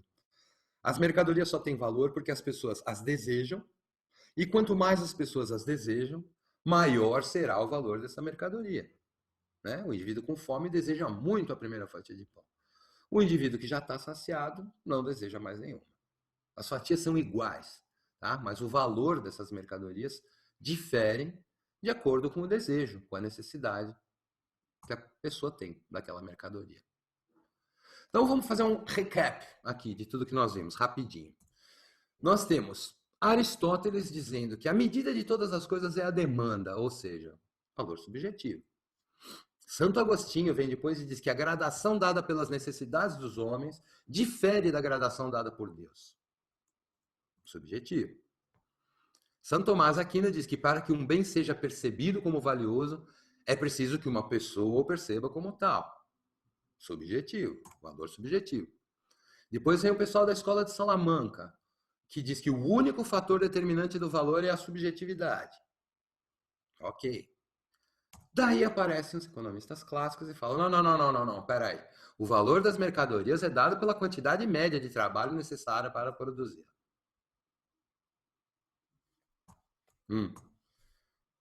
Vem a Revolução Marginalista, os economistas neoclássicos, a escola austríaca, e diz: o valor das mercadorias depende da sua utilidade marginal. Então vejamos: Aristóteles, valor subjetivo. Santo Agostinho, valor subjetivo. São Tomás Aquino, valor subjetivo. Escola de Salamanca, valor subjetivo. Economistas neoclássicos, valor subjetivo. Economistas clássicos, valor objetivo. Gente, nós estamos confrontando aqui uma ideia que foi defendida ao longo de toda a história econômica por pensadores do naipe de Aristóteles, Santo Agostinho, São Tomás de Aquino, os intelectuais de Salamanca e os economistas neoclássicos. E que só foi contestada pelos economistas clássicos. Tá? A ideia do valor subjetivo. Ou seja, desde que nós começamos a pensar em economia com Aristóteles, a questão do valor subjetivo estava lá. E ela permanece até hoje. Né? No entanto, esse pequeno desvio de pensamento que ocorreu na época dos economistas clássicos é exatamente esse X aqui que vocês estão vendo, que é o ponto fora dessa curva, é exatamente a parte da história econômica que é mais estudada nas escolas nas faculdades de economia. No Brasil, pelo menos, é assim. Depois, alguns de vocês aí que são economistas ou que estudam economistas vão dizer para mim se eu estou mentindo. É ou não é assim? Vocês vão aprendem que tudo, 90% da economia é economistas clássicos. Até hoje tem gente discutindo que a questão do problema econômico é Adam Smith versus Karl Marx. Adam Smith, que é o representante do liberalismo, do capitalismo, e Karl Marx, que é o representante do socialismo e da economia planificada e tal. Gente, os caras resumiram a discussão econômica a dois pensadores de dentro de um período que foi o período mais baixo de compreensão dos processos econômicos. E jogaram fora tudo que todos esses outros grandes pensadores falaram. Tá? Por isso que eu digo para vocês, cuidado com o especialista. O cara vai para a faculdade, estuda, tira 10 em tudo, ele acha que o que estão ensinando lá para ele é o que tem de mais avançado, ele sai com um diploma, que ele vai esfregar esse diploma na cara de todo mundo, dizendo que eu sou um economista formado, achando que esse pedaço de papel dá a ele o aval de que o conhecimento que ele carrega serve para alguma coisa e é maior do que o que vocês vão ter. Só que eu estou te dizendo, todos vocês que viram esta aula aqui e prestaram atenção, já sabem muito mais sobre economia do que 90% dos economistas diplomados neste país. Ok? Então, cuidado com os economistas, cuidado com os especialistas. Tem muitos economistas bons. Eu vou depois apresentar vocês para alguns deles. Ok. Mas espera aí, Jonas. Pô, quem é você que não estudou economia para falar mal dos economistas clássicos? Não estou falando mal dos economistas clássicos. Todos eles são importantíssimos, né, na história do pensamento econômico. Tá? O que a gente precisa se ater são as ideias. Nós temos que nos ater às ideias. Então, vamos analisar um pouquinho. Já estamos chegando no fim da aula, tá? Vamos analisar um pouquinho essa questão do valor trabalho. Você resolveu comprar um diamante para sua esposa. Ou se você é mulher, você resolveu comprar um diamante para você, tá? Aí você chega na loja e o vendedor te mostra esses dois diamantes. exatamente iguais. Digamos que isso seja possível na natureza. Não sei se é.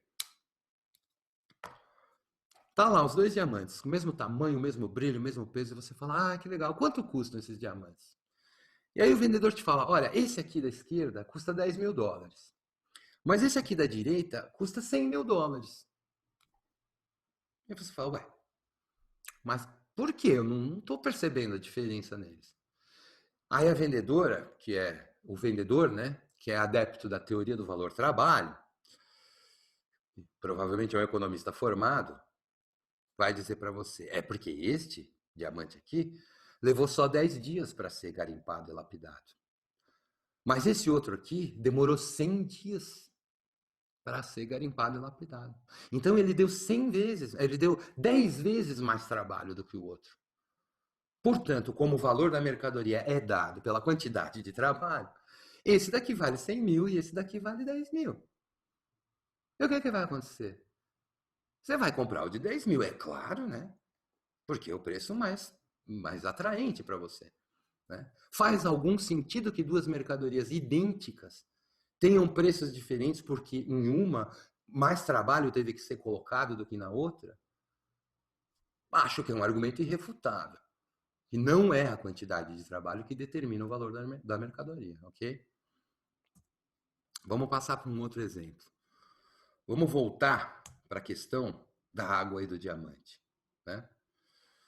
Então, segundo esse pessoal, o diamante vale mais do que a água porque ele dá mais trabalho. Tá bom. Então vamos supor que eu apareça aí agora. Eu me materialize na sua frente, aí na sua casa, e fale, ó, para um pouco de assistir a aula e escuta o seguinte. Eu tenho duas coisas aqui para te dar de presente, mas você só pode escolher uma. Ok? Não pode pegar as duas, tem que escolher uma só delas. E aí eu ponho na sua frente essas duas coisas aqui, ó. Um diamante e um copo de água. Se algum de vocês for escolher o copo de água, me fala agora que eu vou até aí dar uma surra em vocês, né? Quer dizer, é óbvio que você vai escolher o diamante. É óbvio que o diamante é muito mais valioso que o copo d'água. E se você só pode escolher um, você vai ficar com o diamante. Maravilha. Agora vamos mudar o cenário? Vamos mudar as condições subjetivas? Digamos que você se perdeu no meio do deserto, tá? E você já está há 10 dias sem pôr uma gota d'água na boca. Você já não consegue mais nem levantar. Você sabe que você vai morrer de sede. A cidade mais próxima está a 30 quilômetros. A fonte de água mais próxima está a 30 quilômetros. E você que já não consegue nem levantar, só conseguiria talvez chegar nessa fonte de água se você bebesse um pouco de água. E aí eu apareço neste exato momento na sua frente e te digo: eu tenho dois presentes para você, mas você só pode escolher um.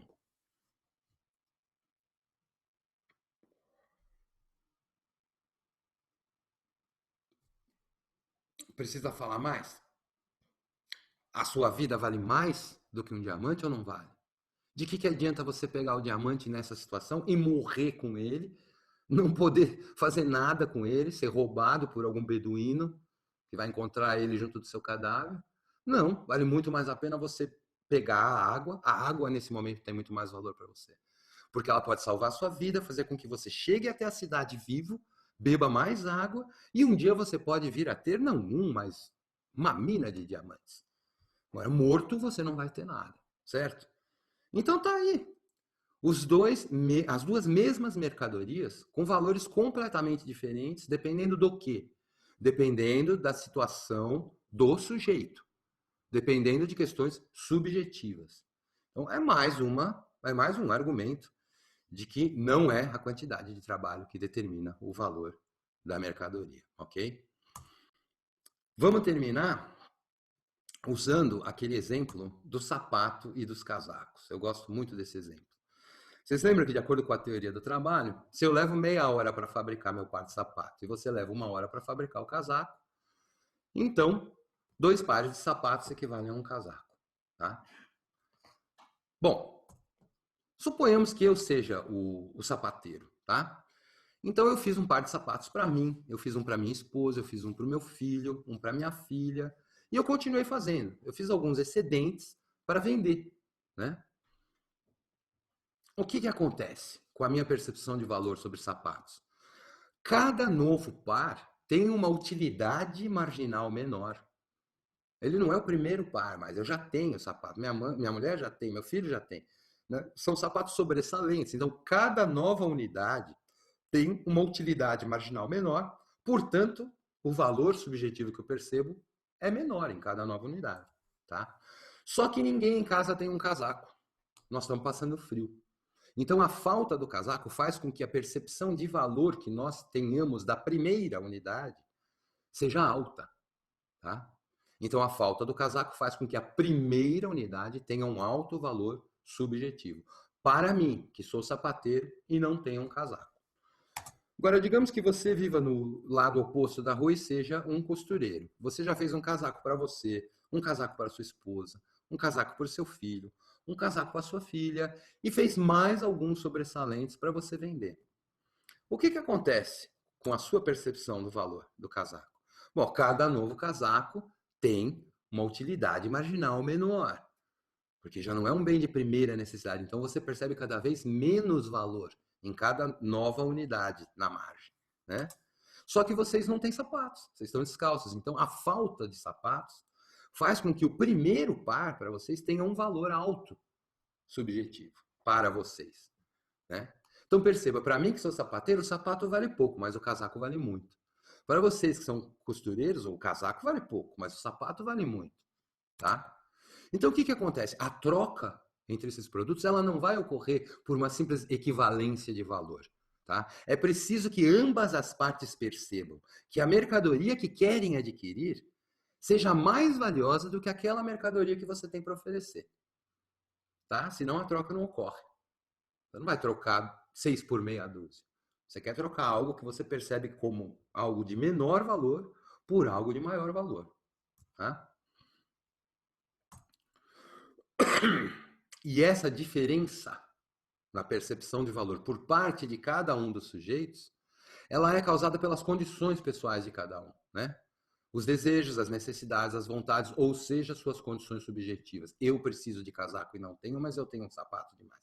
Você precisa de sapato e não tem, mas tem casacos demais.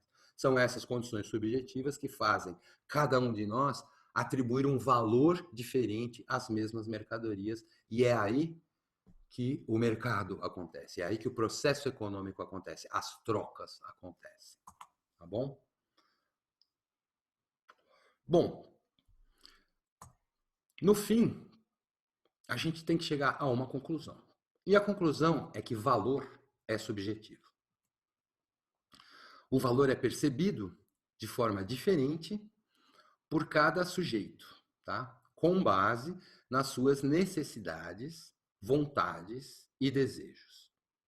Acho que ficou exaustivamente demonstrado isso nessa aula, né? Agora, o quanto um sujeito paga para adquirir o valor percebido já é um outro dado, tá? Isso se chama preço, tá? Preço não é valor, são coisas diferentes, tá? Mas preço é o assunto da nossa próxima aula, ok? Então agora, faltando 5 minutos, eu vou dar um tempinho para quem quiser fazer alguma pergunta para a gente poder finalizar a aula de hoje.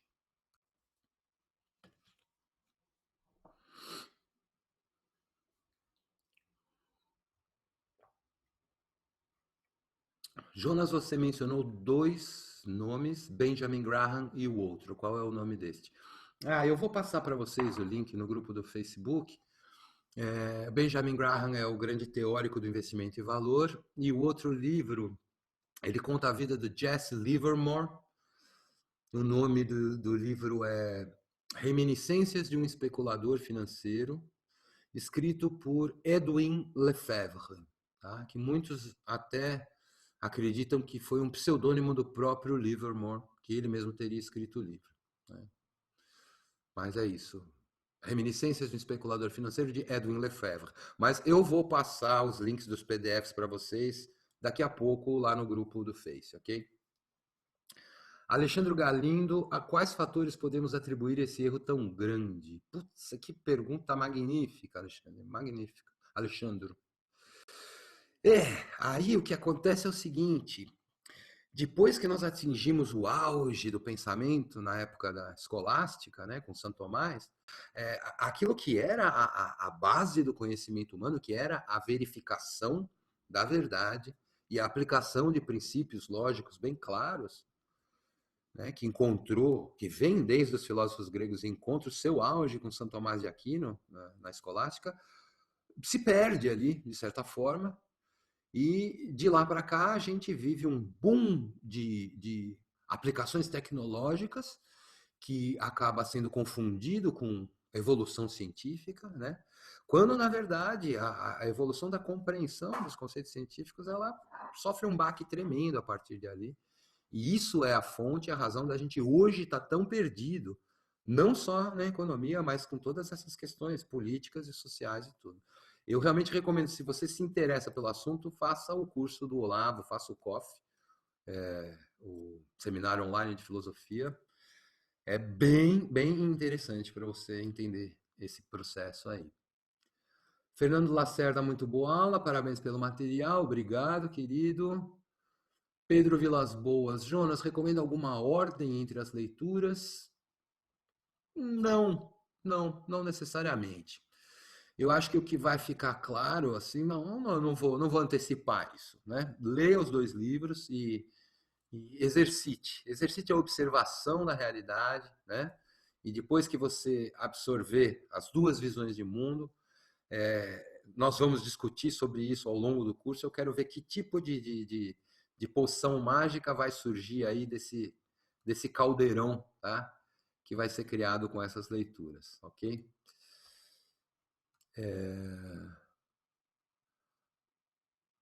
O que é possível aproveitar dos economistas clássicos? Por exemplo, eu vejo você acompanha, às vezes, até debate com o economista André Perfeito, que acredito ser um economista clássico. Gozado, né? Eu tenho essa. Eu acho até que é um comportamento meio masoquista, assim, porque o André Perfeito é uma pessoa muito bacana, assim, pessoalmente, um cara muito gentil, é um gentleman, muito educado, muito simpático, eu gosto muito dele, a gente já se encontrou algumas vezes, e realmente é uma pessoa muito agradável para você tomar uma cerveja, bater um papo e tudo. Mas em termos de teoria econômica, nós estamos em lados opostos, né? O André Perfeito é um marxista clássico, né? E keynesiano, até a medula, né? Quer dizer, não poderia estar mais distante daquilo que eu acredito, né? Eu acho que o que a gente pode aproveitar dos economistas clássicos é a mesma coisa que a gente aproveita dos maus exemplos na vida, ou seja, o que não fazer, né? Perceber aonde é que está o erro e tomar cuidado para não se deixar levar por esse erro, por essa crença, né, falsa, tá? E eu acho que as minhas discussões com o André são principalmente porque eu não consigo entender como é que uma pessoa tão legal pode ser tão apegada a um sistema um sistema de crenças tão medíocre, tão falho, né? Tão logicamente falho. Mauro Freire, boa noite. Boa noite, Mauro, obrigado. Luiz Cavalcante, não sei se estou adiantando muito, mas quais são os economistas bons que temos hoje? Olha, qualquer economista que defenda primeiro a escola austríaca antes do que qualquer outra, já é um economista que merece mais respeito do que quem vem falar de John Maynard Keynes ou economistas clássicos, etc. Tá? Mas nem todos, alguns também exageram um pouco, tem muita gente perdendo a linha também dentro dessa coisa da economia austríaca, tá? Eu recomendo que vocês acompanhem o Richard Rittenbach, ele é o comentarista de economia do Jornal da Record, do Heródoto Barbeiro. E, na minha opinião, o Richard é o melhor economista do Brasil hoje, tá? Ele realmente sabe o que ele está falando, tá? E claro, o Fernando Uric, tá? Do Mises Brasil, é um cara muito bom também. Por enquanto, é isso. Mauro Freire Rocha, qual sua opinião referente ao conceito de valor intrínseco das ações defendido pelos value investors? Valor intrínseco é um conceito problemático. Problemático. Porque se você acredita que o valor é subjetivo, então não tem como você defender valor intrínseco, né? Porque o valor intrínseco é o quê? É um valor que está ali, é um valor que existe independente de qualquer coisa. É muito difícil você acreditar que haja valor intrínseco, a não ser que alguém perceba valor naquela coisa, tá? Talvez o que eles estão dizendo aqui como valor intrínseco seja um valor subjetivo que pode ser mais ou menos quantificado ao você analisar, por exemplo, quanto rende uma empresa, quais são os planos de investimento, quais são as possibilidades de crescimento, etc. Talvez seja isso o que eles se referem como valor intrínseco, né? Mas o conceito de valor intrínseco é um tanto problemático, tá? Márcio César, o livro do Jesse está traduzido? Sim, está traduzido, tá? Tá traduzido, um pessoal aí que fez, tá? Inclusive consta lá do PDF quem foram os tradutores, tem algumas notas e tal. Devemos gratidão a eles, muito muito importante essa tradução aí. Fábio Maciel, Jonas, alguma leitura para vocabulário técnico necessário para pessoas de áreas alheias à economia? Olha, eu encontrei um glossário do mercado financeiro, não é muito completo, mas eu também vou passar para vocês na comunidade do Face ali, vou postar o link para baixar e já é algum começo, tá? Eu vou ver ao longo do curso se eu consigo ou preparar ou encontrar alguma coisa melhor, tá? Mas nós temos aí ao longo do curso tudo também para vocês poderem tirar alguma dúvida se alguma palavra aí for desconhecida, tá? Julieta Mendonça, ótima aula, já ansiosa pela próxima. Obrigado, Julieta. Obrigado pela paciência. Wesley, faltou citar o Leandro Roque, está com um artigo novo lá no site. Ótimo começo do curso, obrigado. Realmente, o Leandro é um bom economista, alguém. Na verdade, o Wesley, eu nem sabia que ele era economista, talvez por isso que eu não citei. Mas realmente ele escreve com muita propriedade, principalmente sobre o ponto de vista da escola austríaca. Vale muito a pena ler, sim, o que ele escreve. Eu gosto muito. Lucas Cavalcante, a influência macroeconômica nas análises fundamentalistas e técnicas serão abordadas no curso, sem dúvida, sem dúvida. Inclusive, vai ficar claro de que essa influência é mais importante do que as outras, né? Como se você observasse a floresta para depois tomar alguma conclusão a respeito da árvore, para daí tomar alguma conclusão a respeito do galho, né? A visão macroeconômica, a visão dos fundamentos, a visão técnica, né? É preciso ter uma visão de todos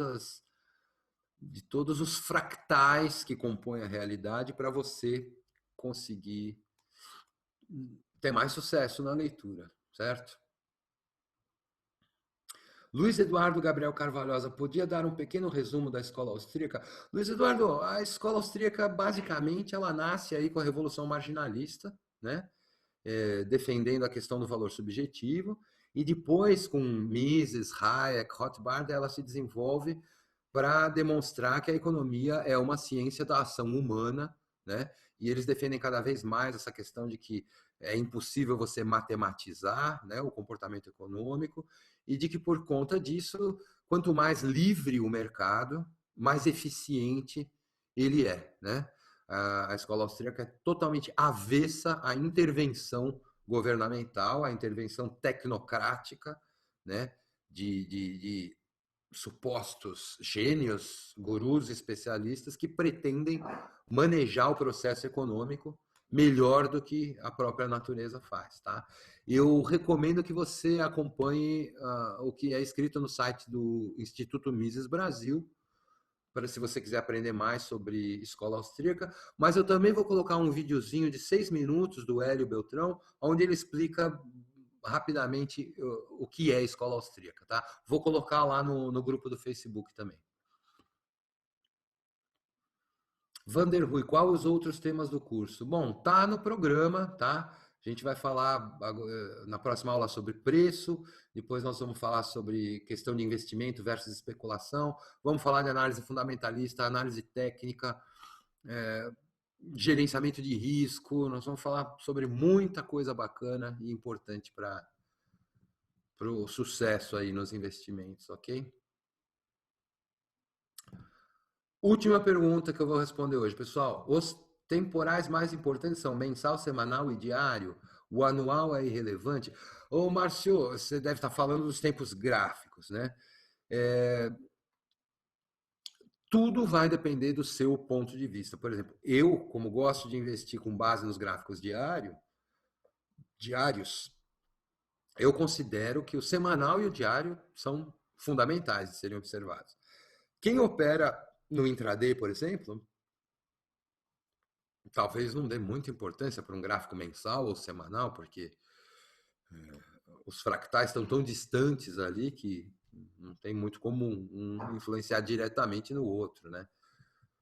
Não acho que nenhum é irrelevante. Acho que tudo vai depender de qual é a sua abordagem, qual abordagem que vai ser a melhor para você no mercado, tá? Que tipo de tempo gráfico você quer operar.